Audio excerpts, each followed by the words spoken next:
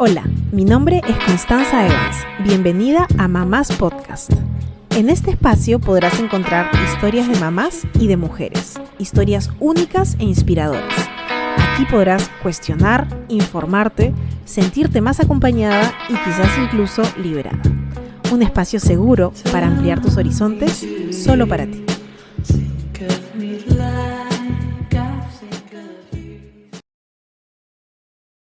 Hola, ¿cómo estás? Si estás buscando un lugar para que tu peque se desarrolle y al mismo tiempo la pase genial, hoy quiero recomendarte Circo Andante, que ofrece talleres para que los niños desarrollen sus habilidades físicas, pero al mismo tiempo mejoren la confianza en sí mismos y por supuesto la pasen increíble.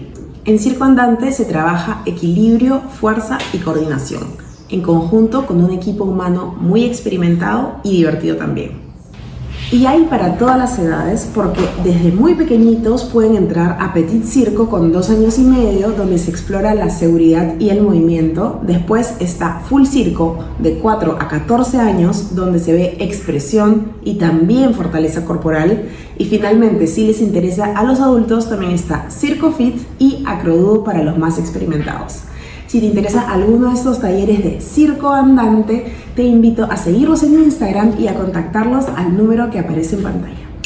Hola a todas, bienvenidas a un nuevo episodio de Mamás. Hoy día estamos aquí con Mónica Pfeiffer, que nos va a hablar acerca de Casa Cuyana, el primer hospice pediátrico del Perú, y vamos a descubrir en un ratito qué significa hospice pediátrico. Les recuerdo también que tenemos un Patreon del podcast donde pueden encontrar contenido exclusivo, encuentro con expertas y también encuentros para mamás y mujeres que son presenciales. Las espero ahí, les dejo el link aquí abajo. Hola Mónica, ¿cómo estás? Hola Constanza, muy bien, gracias por este espacio, por esta oportunidad de compartir con tu comunidad sobre Casa Cuyana. Sí, sobre Casa Cuyana. Antes de que empecemos, Mónica, me gustaría pedirte que te presentes porque es como un ritual que tenemos en este espacio con tu nombre, que ya lo dije, pero bueno, tu edad, de dónde eres, de quién se compone tu familia y a qué te dedicas. Ya. Bueno, soy Mónica Pfeiffer, tengo 51 años, nací en Lima, pero desde hace 8 años vivo en Cusco, en el Valle Sagrado. 8 años ya. 8 años. Vivo con mi esposo George allá. Y bueno, tengo una hija, Daniela, ella vive en Lima con su esposo y tiene una hijita, mi nieta Julieta, de 1 año y medio. Ay, qué bonito. O sea, que ya eres abuela. Sí, soy abuela. Ya te recibiste de mamá y de abuela. Mamá, me dice la enana, o sea que soy una feliz mamá. ¿Y tu esposo George es extranjero? Sí. Él es un George de allá, no es un George de acá. Sí. Sí, George es americano, nos casamos, bueno, hace 8 años justamente, él no es papá de Daniela.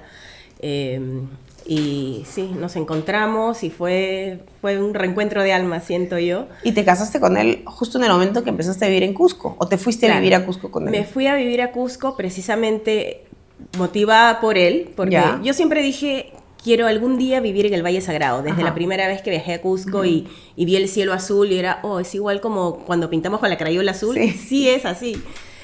Siempre dije, algún día voy a vivir en Cusco. Claro. Yo en Lima tenía un trabajo lindo, que ahora te voy a contar, que de ahí es donde nació la idea, el sueño de Casa Cuyana. Y bueno, George quería que nos vayamos a vivir a Estados Unidos, me decía, allá puedes trabajar en un hospice pediátrico. Y nada, yo estaba segura, sabía que quería hacerlo acá. A él no le gustaba Lima porque él era chico de naturaleza y nos mudamos. Le cambiaste el plan a George. George quería llevarte acá y tú al final lo importaste al Valle Sagrado. Al Valle Sagrado. ¿Y qué tal se están adaptando ustedes a vivir en Cusco, en el Valle? Estamos súper adaptados, felices. Nos casamos con una boda andina. Estamos felices, es nuestro hábitat. Claro, es su hábitat. Sí. Qué bonito. Cuéntanos un poquito qué cosa es Casa Cuyana, porque ya hemos mencionado conversando que es un hospice pediátrico, pero cuéntanos exactamente dónde está y de qué se trata este hospice. Bueno, Casa Cuyana es la asociación civil, ¿no? que yo he fundado y hemos construido este lugar, este hogar, que es un centro de cuidados paliativos para niños que están transitando enfermedades avanzadas y en proceso final de vida. Nosotros ahí vamos a recibir a estos niños y a su familia para darles los cuidados paliativos, ¿no? Que es todo este apoyo integral, ¿no? Claro. La medicina suele ser como muy dirigida a lo físico, ¿no? Claro. A tratar el tema del dolor, los síntomas, pero en los cuidados paliativos se ve al ser humano como holístico, ¿no? Con todos estos aspectos, entonces cubriendo todas las necesidades físicas, emocionales, sociales y espirituales. Claro. Y el cuidado, o sea, si tomamos un ejemplo, por ejemplo, de un niño que no sé, tiene un cáncer en etapa muy avanzada, ¿qué podría ser un cuidado paliativo? ¿Qué cosa incluye? Bueno, lo primero es, bueno, lo recibimos a él y a su familia. Lo primero es manejo de dolor y síntomas, ¿no? Porque si hay dolor, si hay dolencias físicas, no se puede trabajar nada de lo demás. Como calidad de vida. Claro. Una vez que ya no es curativo, pero sí es paliativo, ¿no? Paliar, que es claro. sí. Entonces, primero eso, ¿no? Se manejan los síntomas, el dolor, y luego se inicia un trabajo muy lindo en cuanto a lo emocional, a preparar la despedida, el cierre de círculos, el cumplimiento de deseos, el duelo anticipado, se trabaja con los padres, ¿no? Porque los cuidados paliativos ven al niño y a su familia, los hermanos, ¿no? Empezar a trabajar esa despedida y darles este bienestar a nivel emocional, a nivel social, ¿no? Social porque, por ejemplo, ese niño necesita estar con otros niños, necesita estar en un entorno de niños, ¿no? Que no lo dan los hospitales, a nivel espiritual, no visto como religión necesariamente, sino el sentido de vida, el legado que deja, ¿no? ese niño. Exactamente, porque una cosa que hemos hablado mucho en este espacio es del parto, como te imaginarás, porque es un espacio de mujeres y de mamás, y hablamos mucho de cómo el parto ahora se ha institucionalizado, y al institucionalizarse muchas veces se deshumaniza. Tal cual. Hay algunos lugares, muy pocos, en los que puedes tener un parto institucional y humanizado, pero en general no es la regla. Sí. Y creo que en el momento del nacimiento, como en el momento de la muerte, lo más importante es tener un proceso que sea humano, ¿no? Y una cosa que yo he escuchado mucho, por ejemplo, aquí de hospitales públicos, sobre todo, es que cuando un niño está en fin de vida, como tú dices, no recibe el cuidado integral holístico, pero además incluso a veces es separado de su familia, Sí. ¿no? Cuéntame un poquito de eso, o sea, los niños en el Perú, tanto en hospitales como en clínicas, ¿cuál es su situación cuando están en un lugar institucional? Y por eso, ¿cuál es la importancia del hospice, ¿no? Bueno, sabemos que un hospital no es un ambiente amigable, cálido, ¿no? Como el que cualquier persona en una situación vulnerable necesitaría o desearía, ¿no? Entonces, desde los colores, la iluminación, todos los ruidos que hay. Entonces, que entran y salen además de la habitación, y o a sea, todo el día. hora, ¿no? Sí. Sobre todo en hospitales públicos, que muchas veces la madre, la familia no puede quedarse con ellos todo el tiempo, sino pueden estar, no sé, un par de horas, por ejemplo, en UCI pediátrica, ¿no? Suena inhumano que la madre pueda entrar solo un par de horas a ver al niño. Sobre todo que nosotras, las que te escuchamos, que somos todas mamás, sabemos cuál es la necesidad de apego de un niño, ni siquiera hablándote de un recién nacido, de 2 años, de 4 años, de 6 años, de 8 años, de 10 años, o sea, tu hijo en situaciones de crisis te necesita siempre. Entonces, el lugar seguro es la madre, ¿no? Entonces pensar que, o sea, incluso cuando se siente bien, te necesita. Pero imagínate que se siente mal, o sea, necesita de todas maneras estar con su cuidadora o su cuidador. Sí, su cuidador principal. Sí, pues, y en el hospital es un ambiente súper frío, ajeno, no amigable, como decía, con personas que él no conoce.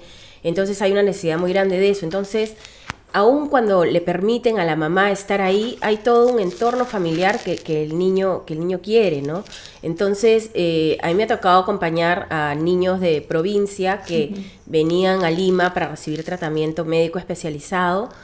Venían solo con la mamá, ¿no? Entonces, cuando ya llegaba este proceso avanzado y de final de vida, generalmente los hospitales como que le dicen, ya, bueno, vayan a casa a tener calidad de vida. Y yo siempre digo calidad de vida entre comillas, porque cuando son familias de escasos recursos, ¿qué calidad de vida pueden ofrecer, no? Porque en una familia que tiene recursos, de alguna manera adapta la casa, contrata una enfermera que se va a encargar de los síntomas, del dolor del niño, hasta una psicóloga que de repente puede apoyar en la parte emocional a la familia. Pero cuando son familias de escasos recursos es ir a casa y a veces yo siento que es como que salen del sistema.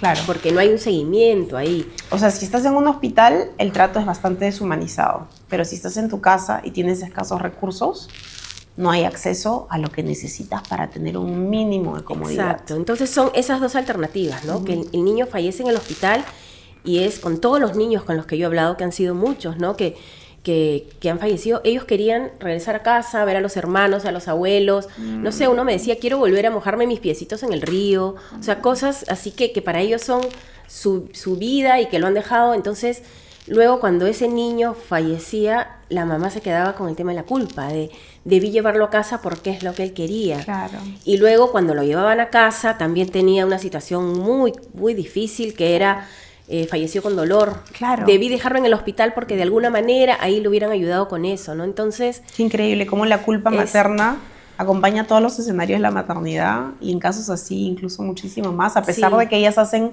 todo por sus hijos. No me queda duda que hacen todo, pero se quedan con una culpa de qué mal que estuvo en el hospital o qué mal que estuvo en la casa. Tal fui cual. yo. Sí, y eso hace, bueno, en el momento, yo siempre les digo, ¿no?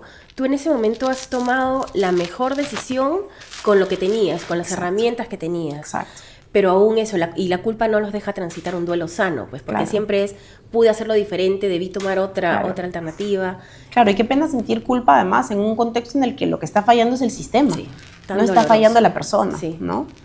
Y hace un ratito me decías que acompañan a niños que están en fin de vida, pero también a niños que están en enfermedades avanzadas. ¿Eso quiere decir que, por ejemplo, en Casa Cuyana puede quedarse un niño que no va a fallecer, pero que sí tiene una enfermedad avanzada? ¿Cómo es eso? Eso generalmente es con las enfermedades crónicas, ¿no? Que degenerativas, ¿no? Que van avanzando y llega un momento en que el niño está hospitalizado y que le dicen a la mamá que lo lleve a casa y que no necesariamente va a fallecer en los siguientes 2-3 meses, pero la familia se siente muy insegura de ir a casa porque el niño, al haber avanzado en la enfermedad, ya tiene otras necesidades específicas. Claro. Y entonces lo que hacemos nosotros en Casa Cuyana va a ser recibirlos como hogar de transición para fortalecer esas habilidades de la familia, ¿no? Ok, interesante. Entonces llegan... Porque el niño podría fallecer en 3 años. Sí. Ok. Pero como ya ha habido un avance de esa enfermedad, ya las condiciones han cambiado, ¿no? Entonces, de repente, ahora la alimentación es diferente, el aseo... O una terapia física. Entonces, y en el hospital generalmente, pues, no hay ese cuidado, esa paciencia, ese tiempo para educar, para enseñarles, ¿no? Entonces... Exacto, para la familia. Sí. Entonces, el niño ya está en una situación más vulnerable, la familia emocionalmente también. Entonces, llegar a Casa Cuyana por un par de semanas, el tiempo que requieran para... desde nuestro equipo multidisciplinario, porque eso es súper importante en cuidados paliativos, ¿no? No tiene solo el médico y la enfermera, sino está el terapeuta ocupacional, que es tan importante porque ayuda a la autonomía del niño, ¿no? Con todas las terapias hace que ese niño pueda movilizarse con mucho más facilidad. La trabajadora social, la nutricionista, ¿no? Es este equipo multidisciplinario que va a dar a esta familia la fortaleza y las habilidades nuevas que necesita para este niño antes de regresar a casa, en los casos en los que sí van a casa. Y esto que tú estás proponiendo es algo muy específico, y además tengo entendido que es el primer hospice pediátrico del país. O sea, nunca antes ha habido uno. O sea, tú estás innovando aquí. Sí. Y ¿cómo nace esta idea? ¿Cómo nacen estas ganas? O sea, ¿de dónde has venido tú para terminar haciendo esto, Mónica? Mira, en realidad yo siento que la misión me encontró a mí, no es que yo dije, a ver, quiero hacer algo que nunca se ha hecho, no. Claro. Sí, de hecho es un proyecto pionero, el hospice pediátricos en Latinoamérica. Hay uno, bueno, había uno en Guatemala y hace un par de años ha cerrado. Hay uno que está naciendo en México y hay uno que hace 4 años existe en Chile. No hay más en Latinoamérica. Pero, o sea, igual es algo nuevo en el continente, ¿no? Sí, y bueno, hay algunos hospices para adultos en Latinoamérica, en Perú no hay ninguno, entonces no existe el contexto, el concepto, entonces por eso ahora estamos, por ejemplo, lidiando con todo el tema de la habilitación, los permisos, las licencias, porque es algo nuevo, no existe la categoría. Claro, o sea, tú estás haciendo algo sin un marco que te diga cómo puede funcionar, digamos. Y en eso también estamos trabajando, ¿no? Para crearlo y que esto pueda ser replicable. Pero bueno, regresando a tu pregunta de cómo nació esto.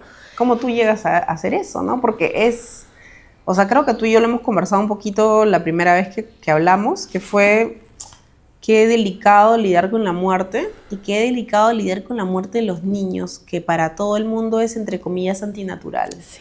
Nadie quiere ver ese tema, nadie quiere hablarlo, porque si la muerte nos resulta tabú, la muerte de un niño ni siquiera la podemos pensar. Lo normal es que nos vayamos los grandes y después se vayan ellos cuando sean grandes. Sí, no es lo natural, ¿no? Y No es por lo eso, natural. por eso da cuesta miedo, tanto. da nervios.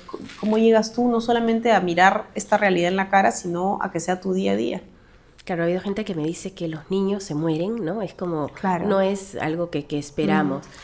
Mira, esto en realidad nació de un voluntariado mío, que fue encontrando este camino. Yo soy comunicadora, trabajé, bueno, años en producción de televisión, luego estuve en la Embajada de Estados Unidos, ¿no? En comunicaciones. Y ahí empecé a buscar un voluntariado, ¿no? Eso que uno siente que quiero hacer algo, Claro. aportar algo, buscar un sentido. Entonces llegué a una casa que una señora abría para un albergue, abría esta casa para recibir a pacientes, no eran solo niños, eran en general pacientes oncológicos que venían de provincia a Lima a recibir tratamiento médico en el INEM, ¿no? Okay. En el Hospital Neoplásicas. Entonces me pareció un público muy vulnerable, ¿no? Porque había un tema de enfermedad, de pobreza, y quise quedarme ahí como voluntaria. Entonces, generalmente yo estaba con los adolescentes, ¿no? Y era para niños, adolescentes y adultos. Sí, Ok, exacto. para todos. Sí, entonces yo iba, siempre me conectaba mucho con los niños, los adolescentes, entonces yo iba a hacer voluntariado, hacía algunos talleres de arte, y una vez fui con un amigo de la Embajada de Estados Unidos y él me dijo, esto funciona como las Ronald McDonald Houses, ¿no? Y yo, ¿qué es eso? No, en realidad no tenía idea. Y me dijo, unas casas, bueno, esta es la versión de Perú, me dijo, de las casas Ronald McDonald. Y yo entré a la web a ver y me encantó, pues Claro. eran unas casas súper lindas, eran solo para niños y adolescentes. Y dije, wow, esto tiene que venir al Perú. Y empecé a escribirles, ¿no? Para contactos, bueno, no me respondían. Y justo tenía una amiga en San Francisco que vivía cerca de una casa Ronald y me dijo, yo te consigo el contacto. Y así fue como, bueno, les escribí y les dije si podías ir a hacer voluntariado unas 3 semanas, porque quería aprender, porque quería traer la fundación a Perú. Y te fuiste. Me fui a la casa de Stanford, en Palo Alto. En Y California. la verdad, sí. Y era, wow, para mí era el Disney de la El Disney de los cuidados paliativos, aunque suene difícil. Claro, porque mira, había niños, chicos que se veía que estaban recibiendo tratamiento, estaban con sus vías, estaban sin el pelito por la quimio. Sin embargo, tú los veías tan llenos de vida. Serenos. Sí, y el ambiente, y ahí me di cuenta, ¿no? Lo importante que es todo cómo impacta el entorno. Exacto. Todo era lleno de colores, había música, había muchos voluntarios haciendo actividades. Entonces, claro, yo regresé acá a Perú queriendo hacer todos esos cambios en el albergue donde yo iba. Y bueno, no me permitieron hacer muchos de ellos porque había el concepto de que si están enfermos no vas a poner música o no, habían cosas así. Entonces yo dije, bueno, de repente no es tanto mi lugar y tengo que hacer que esta fundación venga. Y durante más de un año estuve escribiéndoles, ya me contacté con McDonald's, que si bien no financia, sí hay un apoyo, ¿no? Un empuje para traer la fundación. Okay. Yo pensé que era de... No, bueno, la primera casa se abrió con apoyo de McDonald's y por eso le pusieron el nombre. Entonces ahora es una fundación que está asociada y sí, ¿no? Hacen un evento al año para respaldar, pero igual la fundación como que tiene su propio... Vive por sí sola. Sí. Ok. Siempre hay el apoyo, pero sí se sostiene, ¿no? Con sus propias acciones de recaudación. Entonces, bueno, a través de ellos llegamos a la directora regional y bueno, y cuando vino me llamaron y me dijeron a ver si tú hablas con ella, porque bueno, no tenían mayor información de la necesidad que había, ¿no? Entonces yo conversé con ella y le dije, ¿no? Yo hago voluntariado en este albergue y sé que siempre están con listas de espera. Perú siendo un país tan centralizado, lamentablemente cuando hay una enfermedad compleja todos terminan en Lima. Entonces, así como el INEM funcionaba, ¿no? Porque antes todo el INEM estaba en Lima. Pero ahora el INEM, por ejemplo, lo tienes descentralizado sí, ahora, ¿no? Claro, ahora sí, ¿no? Está en Arequipa, entonces, pero bueno, igual en general, ¿no? Todos los hospitales, cuando es complejo, los refieren a Lima. Entonces, todo el mundo termina en el Rebagliati. Sí, sí, claro, los que tienen enorme, seguro social, sí. ¿No? Y bueno, están además los hospitales del MINSA. Claro. Y es enorme el Rebagliati, pero no vas a coger un país entero en el Rebagliati, pues no tiene sentido. Tal cual, no se da abasto.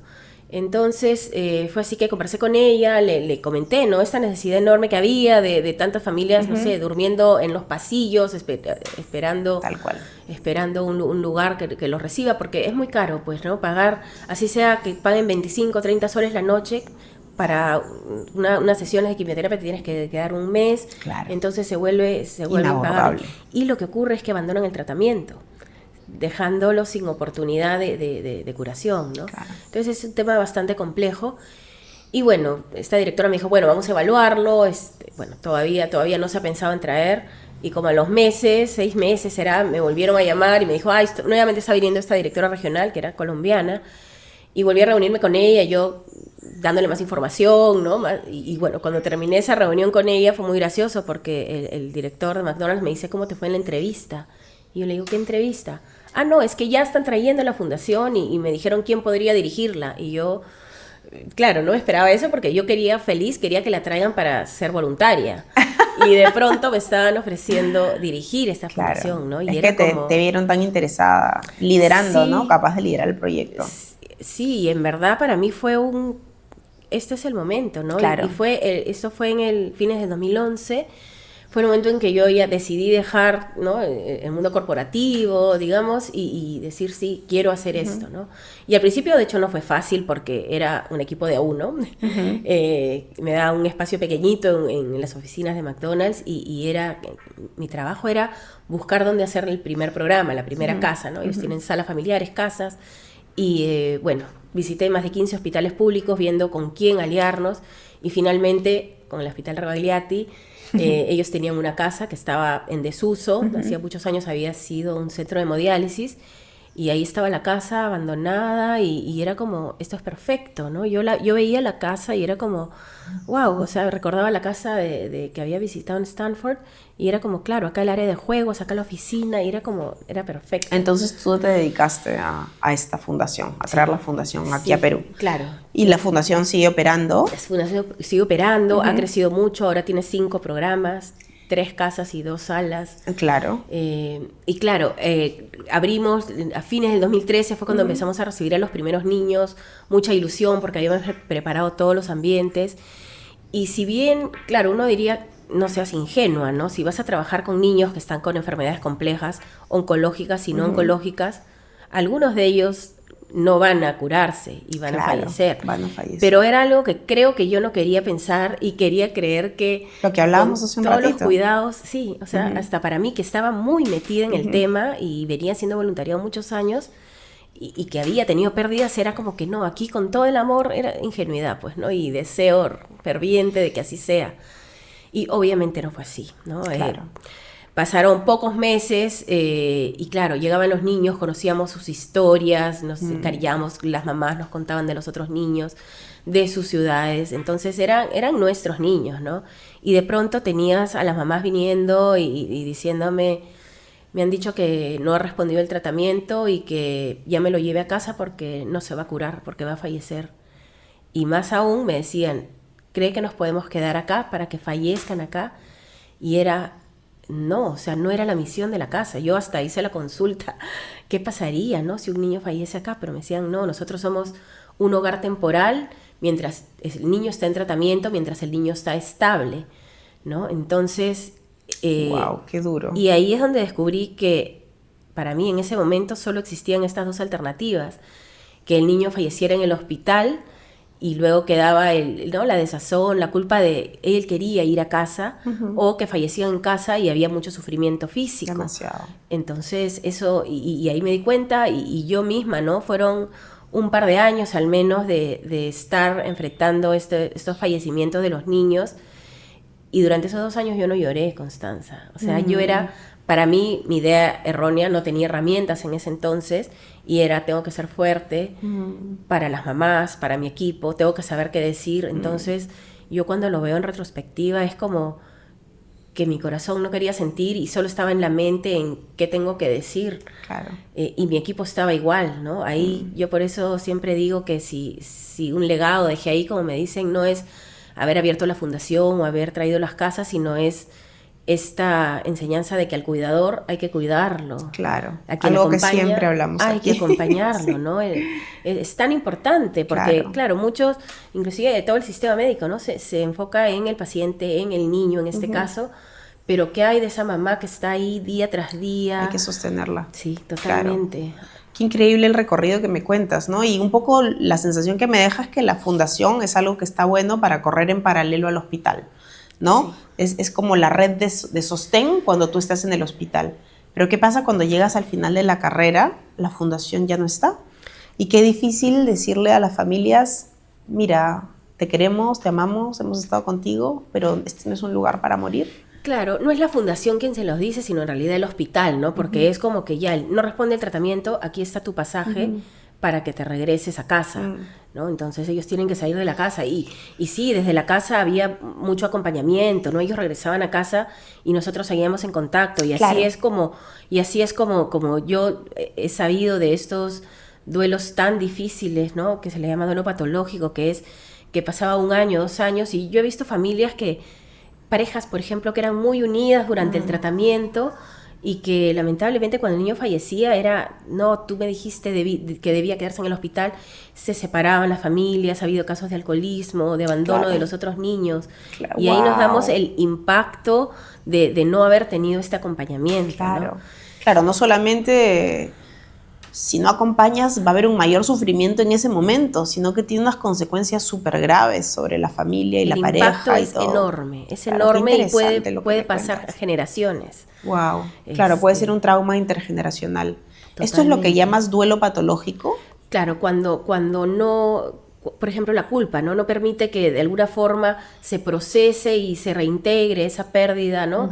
Porque, claro, lo que ocurre con el duelo es que atraviesas todas esas etapas que no tienen ningún orden específico, ni ningún tiempo específico, ¿no? El duelo es diferente para cada persona. Sin embargo, llega un momento en que eso, que es como que las aguas se van apaciguando y siempre va a existir el dolor por la ausencia física, pero de alguna forma lo integras a tu vida y le das un sentido, ¿no? En honor a mi niño voy a hacer esto, pero... Como las mamás que forman parte también de esta comunidad del podcast, que muchas de ellas perdieron un bebé en el parto, y son mamás que ahora han generado una enorme y linda comunidad de duelo perinatal, que hicieron algo, es un legado, lo resignifican. Sí, es un legado que nace a raíz de esa pérdida, de ese dolor, ¿no? Y resignificarlo, tal cual. Entonces ahí no existe eso, ¿no? Pasan los años y sigue la frustración y sigue la herida abierta. Sí, estar molestos con el sistema, con el médico, con Dios, ¿no? Entonces, mamá con la pareja. Su fe, Entonces se ve que es muy difícil sacarlos de ahí porque se quedan en lo que no hicieron, en lo que pudo ser diferente o pudo ser mejor. Entonces, bueno, yo estaba inmersa en todo eso.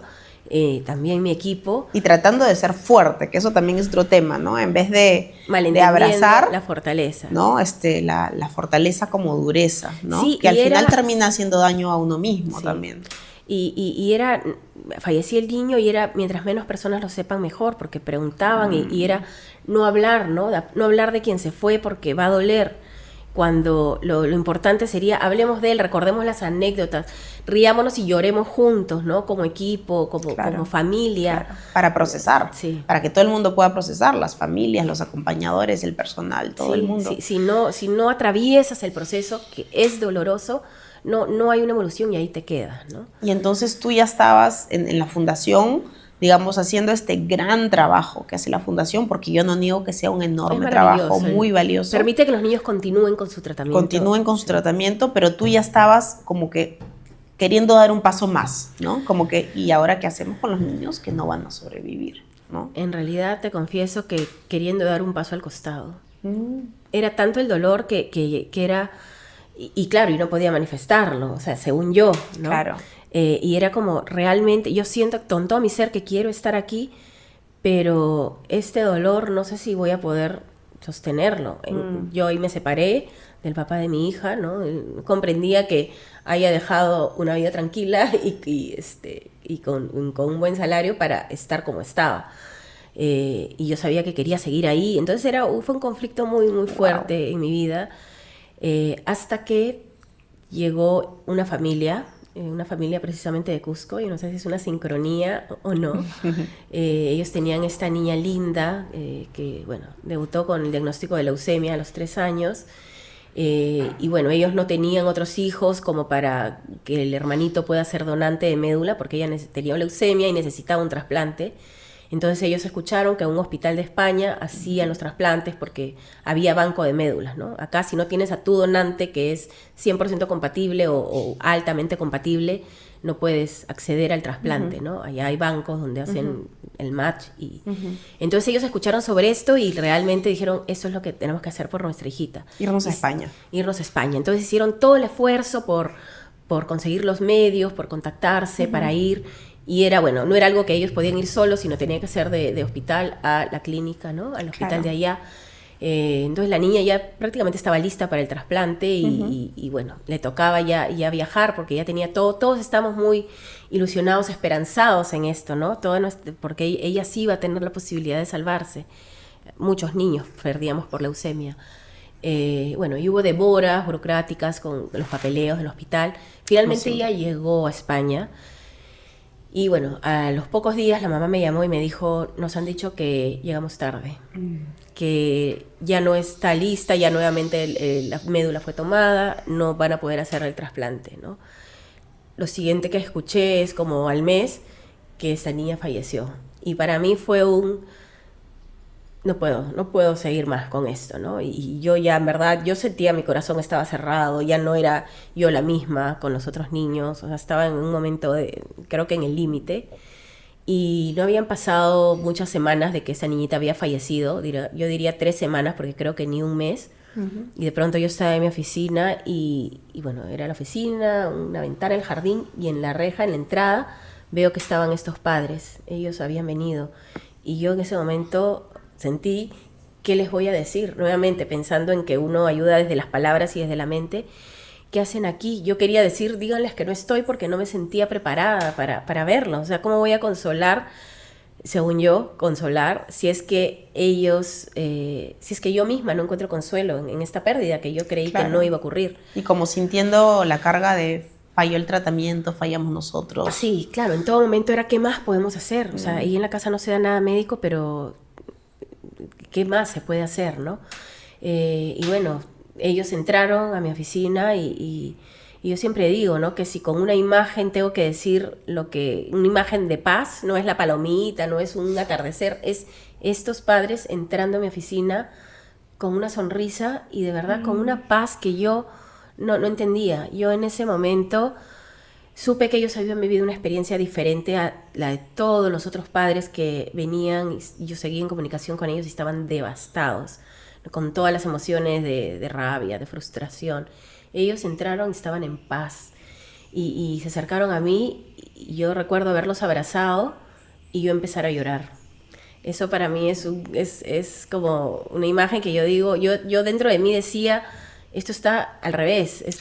Justo te iba a decir eso, es pasar de tú querer cuidarlos a que ellos te cuiden a ti. Tú querías ser fuerte, la cuidadora, y ellos se cuidaron. Sí, tal cual. O sea, ellos me decían, sabemos que ahora ella ya no le duele, sabemos que nuevamente su pelito está largo, que está... que está saltando, bailando como le gustaba, y yo no podía creerlo, yo lloraba y los escuchaba, y es como... Y de ellos escuché por primera vez la palabra de cuidados paliativos. Eso. Ellos me dijeron, ¿no? Ella recibió cuidados paliativos, o sea, sin que yo siquiera les preguntara qué fue lo que ocurrió, ella recibió cuidados paliativos. Y como ellos me lo contaban, yo entendí el concepto, ¿no? Estaba el médico, la enfermera, que veían que ella no sienta dolor, ella se fue sin dolor, conversando con nosotros, la psicóloga nos acompañó, el padre, ¿no? El sacerdote estuvo con nosotros, la trabajadora social nos permitió volar nuevamente a Cusco. Todo en España había sido. En España, pero no, los enviaron en Cusco porque la niña quería regresar, pero desde allá le hacían todo el acompañamiento, la psicóloga los llamaba todos los días, y entonces ahí yo entendí, es un equipo multidisciplinario, no es solo el médico y el tema de los síntomas. Claro. Y no es que estamos aguantando, sino que todos trabajamos juntos. Sí. Lindo, con amabilidad, o sea, verdad, hacia todos, incluyendo el personal que hace el trabajo. Sí, y es muy lindo porque esto es un equipo que trabaja cada uno desde su especialidad, pero entendiendo todo lo otro. Entonces ahí tienes al médico que también puede dar palabras de acompañamiento espiritual, ¿no? Entonces todos están al tanto de lo que está ocurriendo con esa familia de manera integral, ¿no? No solo el síntoma, es una comunidad de cuidado. Totalmente. Sí, qué bonito. Y eso me encantó. Y otra cosa que lo hace integral es que no solo enfocado en el niño o en el paciente, sino en su familia. Claro. ¿No? Entonces es integral y holístico por donde lo veas. Y ahí, ¿no? Yo les dije, y como que, ¿qué hacen acá, no? Porque yo sabía que habían regresado a Cusco.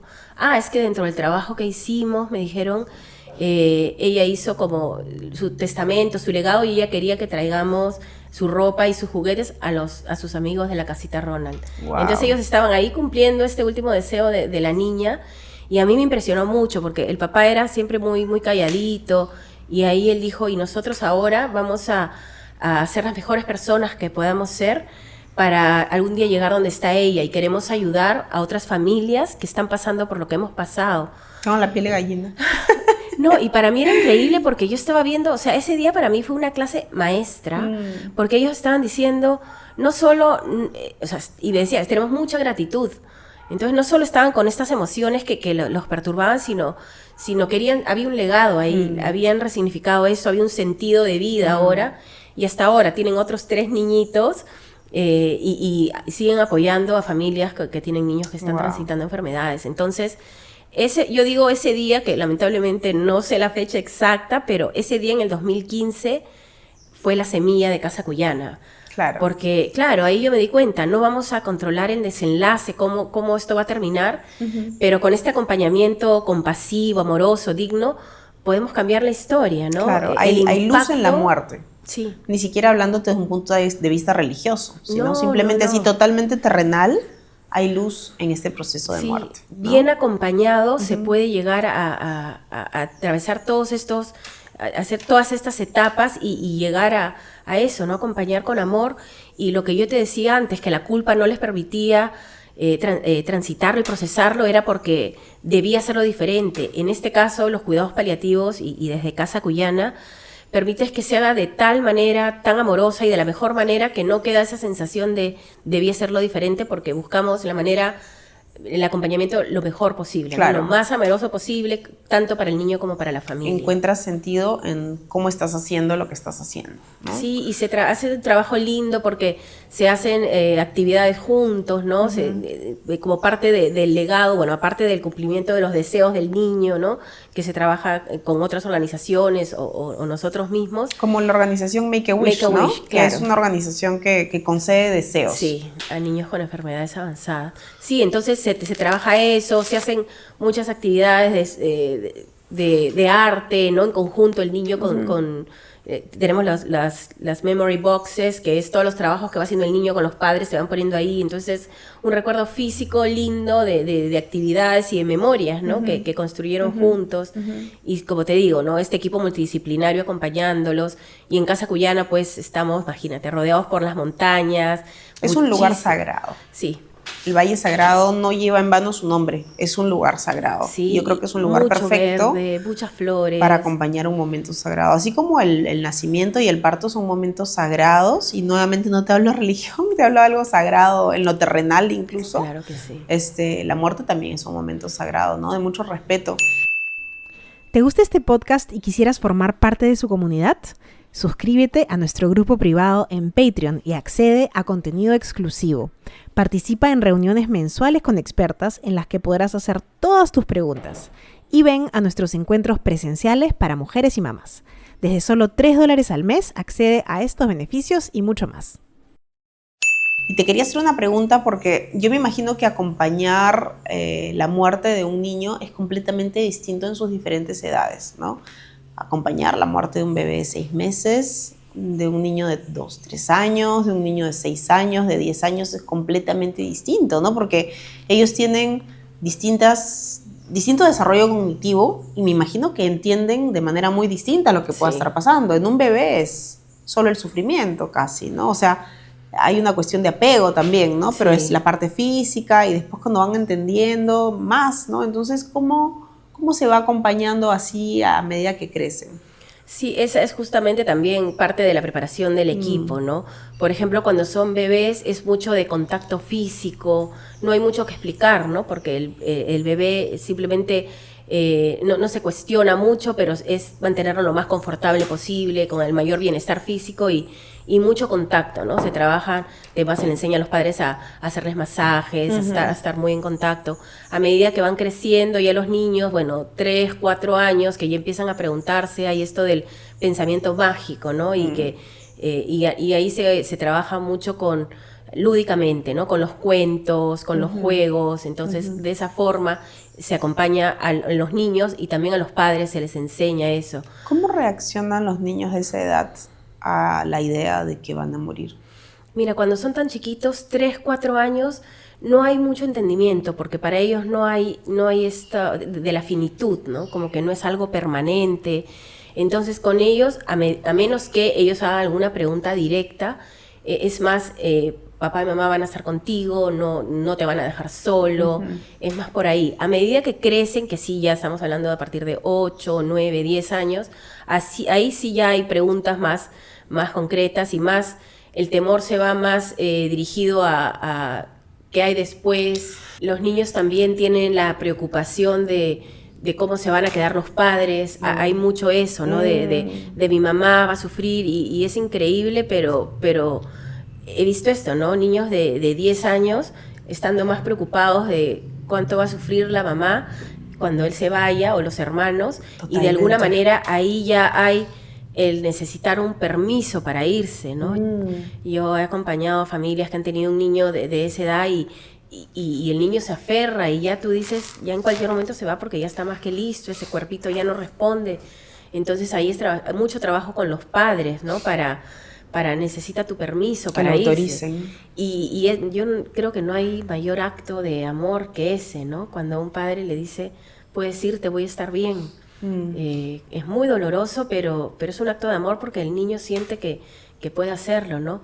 Y ya cuando son adolescentes, sí, ahí ya hay esas conversaciones mucho más profundas, ya más, de repente no como adultos que cargamos una mochila mucho más grande y estamos viendo también el tema del testamento, las propiedades, claro, todo lo legal, los documentos, ¿no?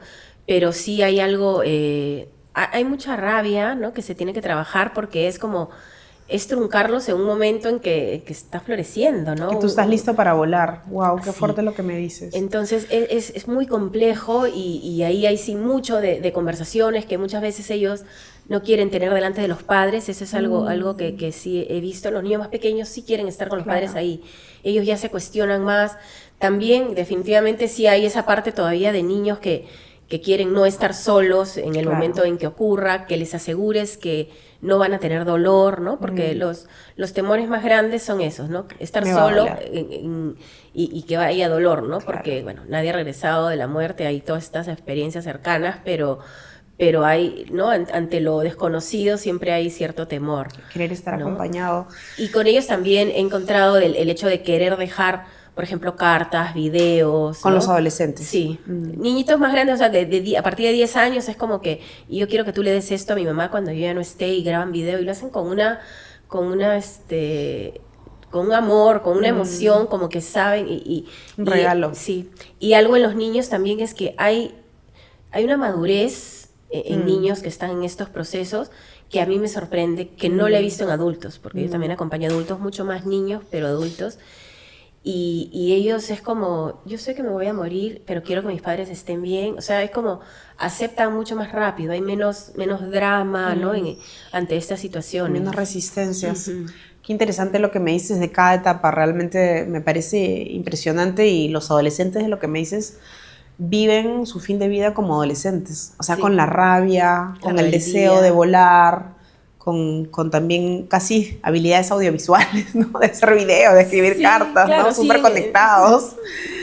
Increíble, qué increíble. ¿Y cómo acompañan ustedes a las familias? Porque eso también debe ser uno de los trabajos hasta más difícil que quizás a veces acompañar al niño o al adolescente, ¿no? Sí, es tan importante porque a través de la familia es que también estamos brindando ese acompañamiento al niño, ¿no? ¿Y toda la familia viene a la Casa Cuyana o viene una persona? ¿Cómo es? ¿Y qué viene más? ¿Mamá? ¿Viene papá? ¿Vienen los dos? ¿Hay otros tipos de familiares? Cuéntame un poquito. En el 95% de los casos va a estar la mamá presente, sí, ¿no? Muchas veces pocas oportunidades va a ser que esté el papá o una abuela. Nosotros en Casa Cuyana tenemos 10 habitaciones familiares. Ahí vamos a recibir al niño y a 2 acompañantes adultos. Ok. En fin de vida, digamos, últimas semanas, podría ser que hasta 3 se queden, Ya. pero igual no estamos cerrando la posibilidad a que, si son de la región, por ejemplo, abuela, hermanitos, nosotros estamos en un lugar que estamos a 8 minutos del pueblo de Calca, ¿no? En el Valle Sagrado. Calca está a media hora de Pisac. Entonces, nosotros queremos abrir la oportunidad que, si bien los padres, ¿no? Los cuidadores principales se queden con el niño en casa cuyana, nosotros pagar el alojamiento de esos otros familiares, abuela, hermanitos, yo digo hasta perrito, mira, cerca, para que durante todo el día almuercen con el niño, participen de los talleres, las actividades. Incluso si no duermen ahí, es como pueden estar realmente. Claro, durante metidos. todo el día, esa es la idea. Claro, porque esa es la familia, o sea, en nuestro país, y creo que en todos los países las familias tienen todo tipo de tamaños y formas, ¿no? Sí. Entonces, humanizar el fin de vida es realmente poder incluir a todos los que son parte de esa familia, hasta el perrito, como dices tú. Es un cuidado centrado en la familia y obviamente abarcando a los hermanos, porque es algo que se descuida totalmente, ¿no? Un niño enferma en casa y toda la familia enferma y todos se ven afectados. Y toda la atención se vuelca en el niño que está enfermo. Claro. Entonces, incluso cuando no son enfermedades terminales. Claro, hasta una gripe, ¿no? Que la sopita. Sí, claro, es todo sobre el asmático, ¿no? Sí. Y yo he tenido hermanitos que decían, yo también quiero estar enfermo para que me den regalos o para que mi mamá esté más conmigo. Y es como, ¿cómo se desvirtúa? Pero claro, es así porque se descuida, ¿no? Entonces, hay el duelo de hermanos es muy fuerte porque hay un sentimiento hasta de culpa, porque a mí me ha tocado acompañar a hermanitos que en algún momento decían, ya quiero que se muera, si es que se va a morir, ¿no? Y luego era la culpa de cómo he deseado eso. Entonces, cuando ocurría era, yo lo deseé, de repente es mi culpa. Entonces, es muy fuerte. Entonces, hay que acompañarlos desde ese lugar. O sea, ustedes también acompañan a los otros hermanos. Claro, nosotros... Terapéuticamente. Sí, emocionalmente.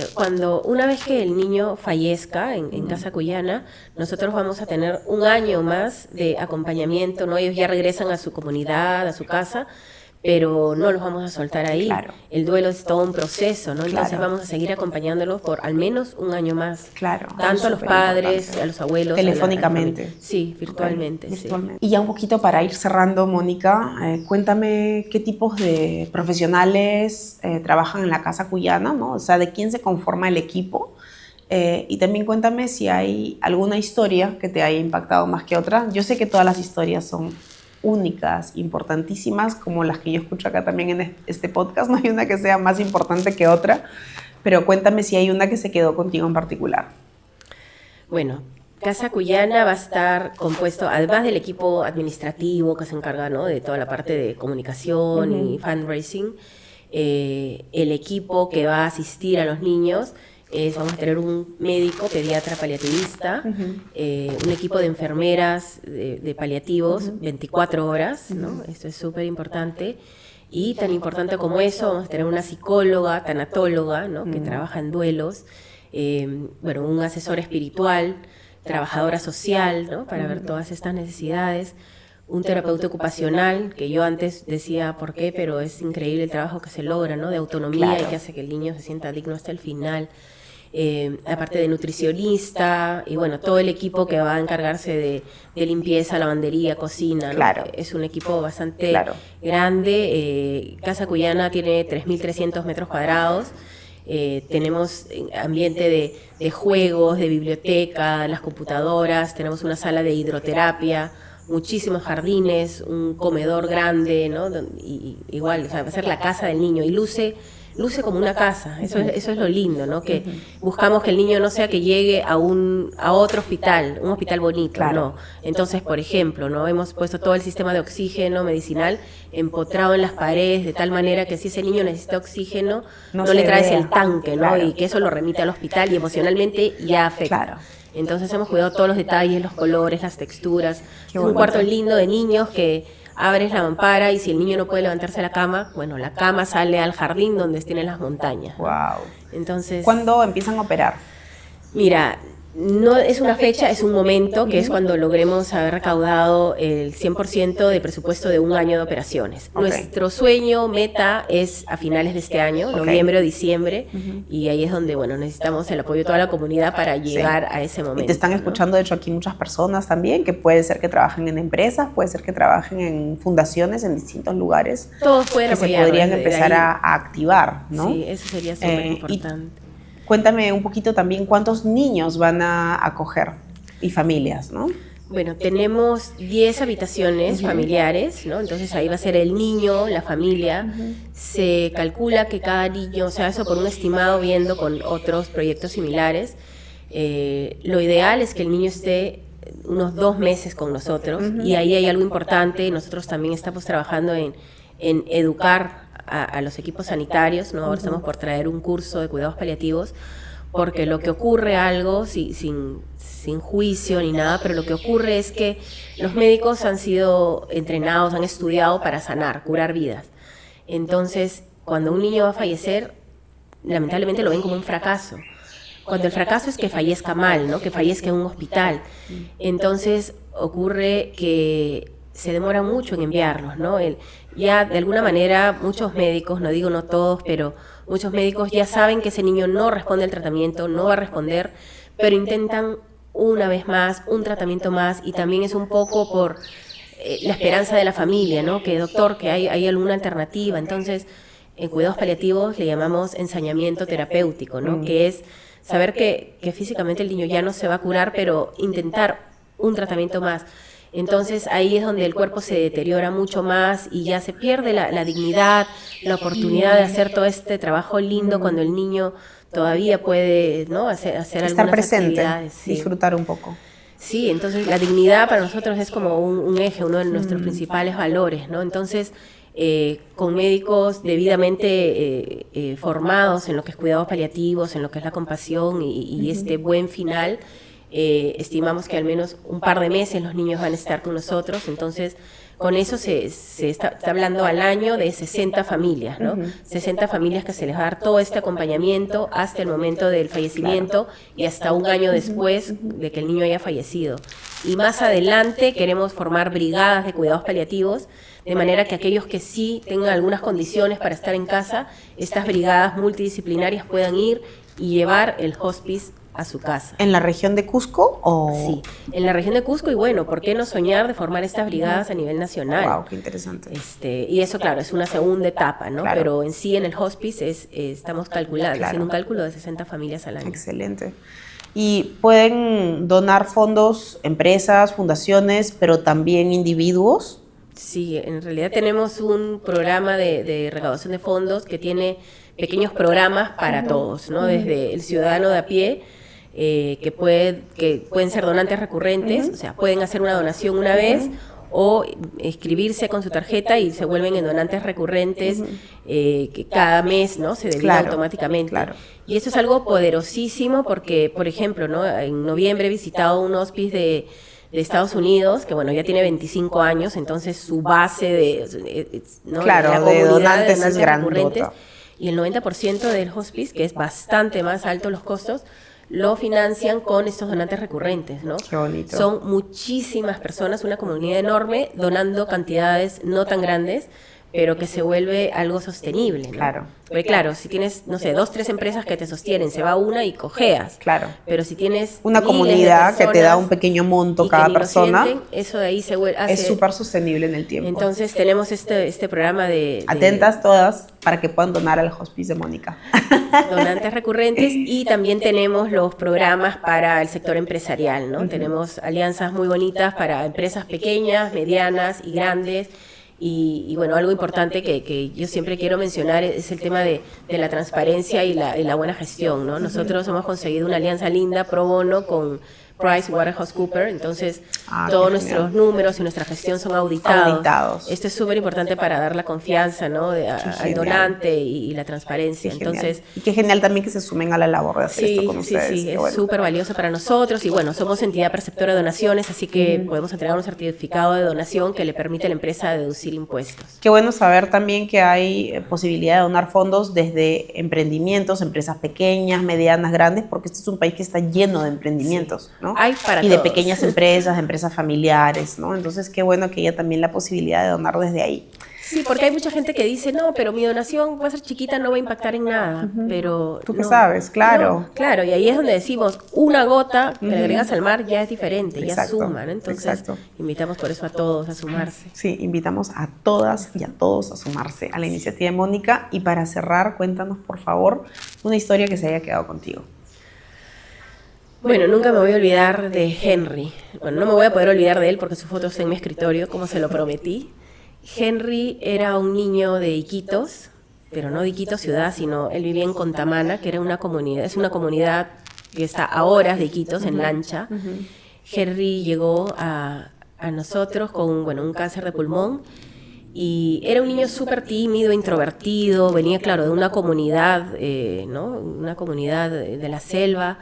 Entonces no era que se integraba con los otros niños, sino él siempre estaba como solito. Entonces muchas veces entraba a mi oficina y se ponía ahí en la mesa a pintar. Yo lo dejaba porque era súper tranquilo y lindo sentir su compañía. Y recuerdo que una vez Henry se sentó frente a mi escritorio y me dice, pero así súper desenfadado, me dice, ¿tú sabes que yo me voy a morir? Y yo, obviamente, era uno de los primeros niños, ¿no? Yo no estaba preparada para eso y creí que salí con una respuesta súper ingeniosa diciéndole, sí, Henry, todos nos vamos a morir algún día. Pero él, más mosca, al toque me trajo a la realidad y me dijo, no, yo me voy a morir pronto, pero no quiero que mi mami sepa. Pero lo hablaba con tal naturalidad que yo de pronto dejé de estar tiesa como estaba y le pregunté, ¿no? ¿Y cómo te sientes con eso? Y me decía, no tengo miedo. Y así con su acento de ella, no tengo miedo. Pero yo no quiero que mi mami sufra.